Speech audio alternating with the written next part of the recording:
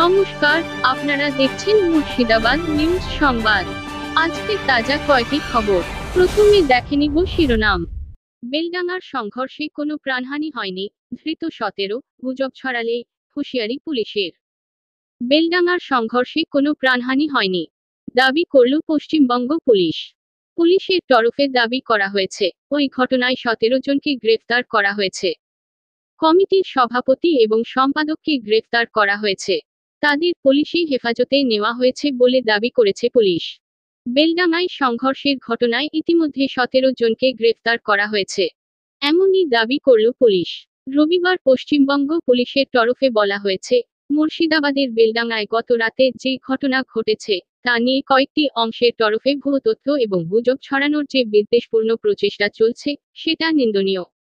গত রাতে বেলডাঙ্গায় দুটি গোষ্ঠীর মধ্যে সংঘর্ষ হয়েছিল। যেখানে সেই ঘটনা ঘটেছে সেখানকার কমিটির সভাপতি এবং সম্পাদককে গ্রেফতার করা হয়েছে। তাদের পুলিশি হেফাজতে নেওয়া হয়েছে। 17 জনকে গ্রেফতার করে ভাঙচুর এবং হিংসার ঘটনায় পুলিশ দ্রুত পদক্ষেপ করেছে। গুজব ছড়ালেই হুঁশিয়ারি পুলিশের।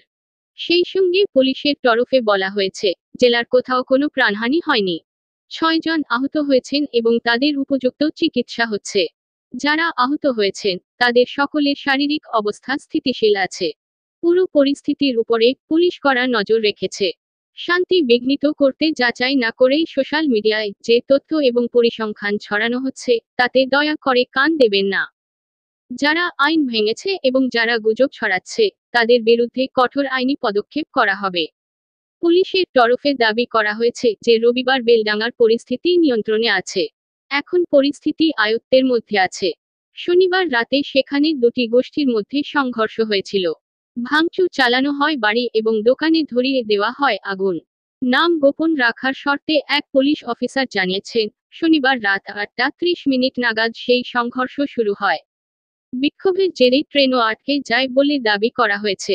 বেলডাঙ্গার দায়িত্বে থাকে অফিসারদের ফেরানো হয়েছে। পরিস্থিতি নিয়ন্ত্রণে আনতে এলাকায় প্রচুর পুলিশ মোতায়েন করা হয়। রবিবার নতুন করে কোনো সংঘর্ষের খবর মেলেনি।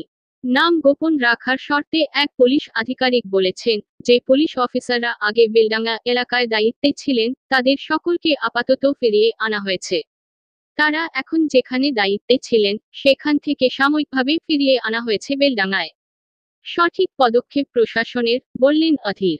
তারই মধ্যে রবিবার বেলডাঙ্গায় কার্তিক পুজোর শোভাযাত্রায় যোগ দিতে আসেন বিজেপি নেতা দিলীপ ঘোষ। তাকে অবশ্য সেখানে ঢুকতে দেওয়া হয়নি। অন্যদিকে আহতদের স্বাস্থ্যের খবর দিতে হাসপাতালে আসেন প্রদেশ কংগ্রেসের প্রাক্তন সভাপতি তথা বহরমপুরের প্রাক্তন সাংসদ অধীর চৌধুরী। তিনি বলেন, সঠিক পদক্ষেপ করেছে প্রশাসন। আমরা সরকারের সঙ্গে সহযোগিতা করছি। ঐক্য বজায় রাখার জন্য আমি সকলের কাছে আর্জি জানাচ্ছি। কয়েকশো বছর ধরে সব মানুষ মুর্শিদাবাদে শান্তিপূর্ণভাবে বসবাস করছেন।